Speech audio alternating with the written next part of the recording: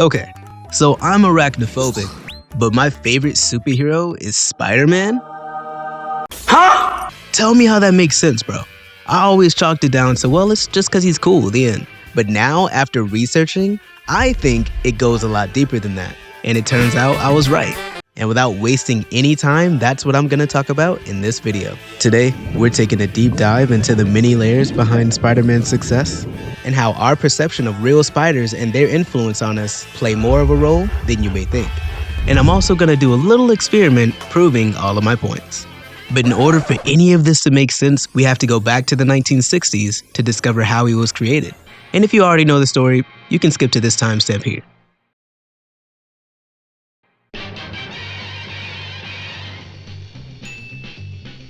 So Spider-Man is loved for far beyond his cool suits and funny quips.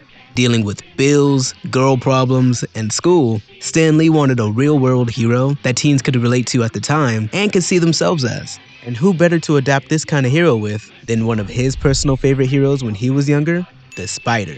A millionaire that killed criminals and left a spider as his calling card. Jeez, yeah, that dude was intense. Reminds me of Batman, just minus the killing. Before deciding on a spider though, he originally got the idea of an insect hero after seeing a fly crawl up a wall. He went down a list of names from Insect Man, Mosquito Man, probably even Ladybug Man. Boy, if you don't! And went all the way down to Spider-Man. And chose that name because of its powers, and it sounded dramatic and mysterious. Keywords that I'm gonna use later. Lee then went to artist and now co-creator Steve Ditko, who came up with that sick costume and the idea of wrist web shooters, which were inspired from a canned Spider-Man design from Jack Kirby, the creator of Captain America. This Spider-Man pitch was something extremely unheard of at the time though, especially to his publisher, Martin Goodman, the founder of Marvel, who had issues with the concept of the character, saying that people hate spiders and that teenagers can only be sidekicks. Which makes sense because back then that's never been done before. Spider-Man was the first ever teenage hero that was his own standalone hero instead of a sidekick, which is for sure the biggest reason behind his success, I think. But despite everything, Goodman put his faith in them, and afterwards, these two were able to pull off the impossible. They turned a just like me for real hero based off of a phobia into a pop culture legend. And with all that being said, let's finally jump into my first point as to why spiders are more important to his success than you may think. Now warning guys, if you are in any way afraid of real spiders, get off of this video bro, you've been warned. So today we're gonna do a little experiment. I'm gonna show you a couple of videos of spiders and you pay attention to whatever emotions may come up. And since I know it's not gonna be easy looking at these things though, I'll make sure to put some kind of music in post to balance it out. Ready?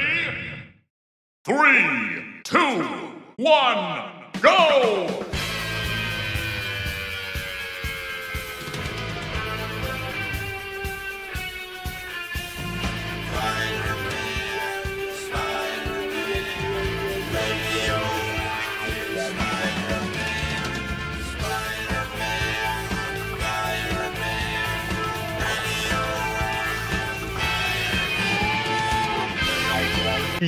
Okay, so do you feel anything?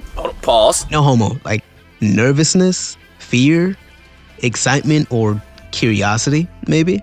Most of you felt something after watching those videos. And I know that because arachnophobia is one of, if not the most common phobia in the world. Even I have it, like I'm terrified of spiders. They invoke so much emotion when seen because of their appearance and how mysterious they are.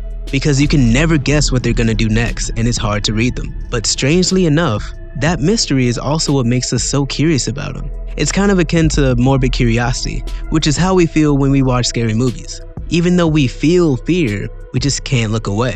Spiders are polarizing enough to where people either hate them with a passion or love them and find them interesting. And it's actually more uncommon for someone to be neutral about them. Like for example, Aunt May, bro, she hates the dude. Proven innocent. Now there's nowhere Spider-Man can run. At last he'll get what he deserves.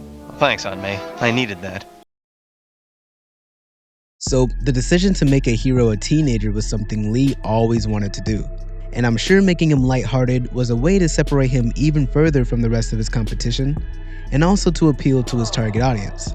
But when you give this to a hero based off of a literal phobia that already brings up such strong emotions just by being seen, it's pure genius to me, bro, because it's emotional transmutation, which is when you transform the energy of your base emotions into something more powerful. That means if some random person that's never seen Spider-Man before tries a comic or a show or something, they would experience the same emotions one would if they saw an actual spider, which is normally fear, curiosity, and power. But in this case, when those emotions come up, they're more likely to be positive because for one, it's color theory, right? Red symbolizes power and strength, and blue representing friendliness and being trustworthy. And because he's lighthearted and pretty funny. You like his personality and how relatable he is, you know? So those strong initial negative emotions that were previously there changes into positive ones, but feels just as intense. And if there was any initial positive emotions, they only get multiplied, which is so interesting to me, and it's crazy to think about. Spiders are one of the only creatures that have that power over humans, and that sucks because they literally don't do much. Like, all these creatures do is stay to themselves and capture other bad insects for you, yet they still get hated on. Which brings me to my second point, bro, because that's another reason why a spider was freaking genius. It makes for cool, powerful, and complex underdog-like stories. They basically adapted a spider into the real world. That's the whole point. No. What I mean is, in his universe, Spider-Man is doing the same exact thing a normal spider does in its ecosystem and getting the same treatment a normal spider would. Because these creatures are highly territorial. They don't leave their portion of the ecosystem or neighborhood, if you will. And they take care of any other insects that may bother that place that they're in. So I think that friendly neighborhood Spider-Man motto is something Stan and Ditko came up with to make Spidey more relatable, but it's still pretty cool to see how much it works for a spider-themed hero because they do the same thing. And to be honest, I think Stan thought so deeply when he was going down that list of names that he thought about all of this. Like, imagine if you took another insect, like a bee, and made like Bee-Man, you know? Like, it just wouldn't work because these guys work in groups or hives, which isn't cool because we want to see like a solo hero. The only time it would really work is if you're like the queen bee, and that just wouldn't be that cool.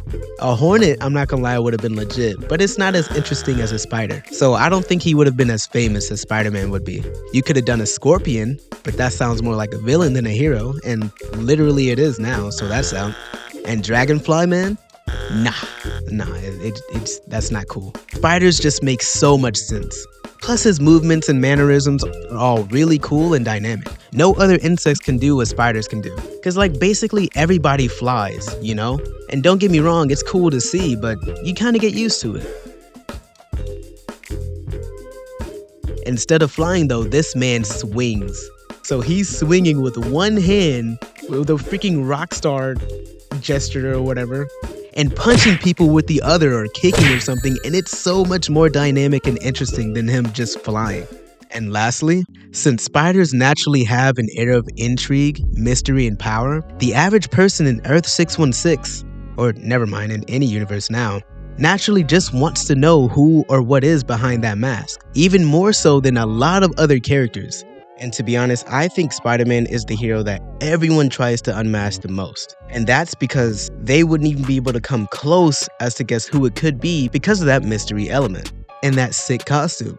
Which is true because literally everybody tries to unmask him, more so than any other hero I've seen in Marvel. And let me tell you, there's a lot of heroes that have secret identities in Marvel. It's a lot like Batman and his appeal, but even more so because you can guess who Batman is just by the vehicles and gadgets he uses. Who else in Gotham is rich enough to have a bat-themed jet? Or a car or stuff like that, bro? Like, it really narrows it down to just a couple people. But Spider-Man, though, it could literally be anyone. And that's just because it's him in a full mask. And as you know, the more anonymous you are, the more power you have. So just to recap it all, on top of being one of, if not the first teenager to ever become his own standalone hero, I don't think any other insect would have worked other than a spider, because it's naturally mysterious, intriguing, and powerful.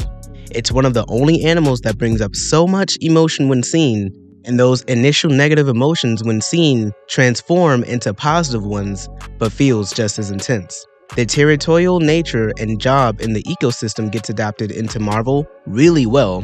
The dynamicism in his movements make him a lot more interesting than someone with wings or can just fly or something. And it all just works really well together. Add all that to his lightheartedness, give him two of the most famous colors in the world, with one that represents strength and power, and the other representing trust and friendliness, with black webbing accents to add on to that cool factor. Add a goated backstory to where he's the one at fault, relatable life problems, and make it appeal to the most profitable target audience at the time by making him a teenager? Like, dang, bro. It only makes sense as to why this down-to-earth hero is the most famous hero in the world right now. And now you know everything that played into a factor as to why. So I'm not gonna lie, it's so interesting analyzing how Spider-Man of all heroes became one of the biggest heroes to date. And I plan on making more videos about him and maybe making this sort of a thing on my channel, you know, like talking about why this superhero or supervillain became so famous, you know? It's pretty cool, low-key. It just depends on how much y'all like it. But yeah, like and subscribe, and thank you so much to all of my subscribers. Like, you don't know how much I appreciate y'all. Nah, but it does make my day. You know, I really like making these videos for you all, and I appreciate you all so much. So thank you again, honestly. I hope y'all have a great day, and yeah, I'll catch y'all next time. Peace out.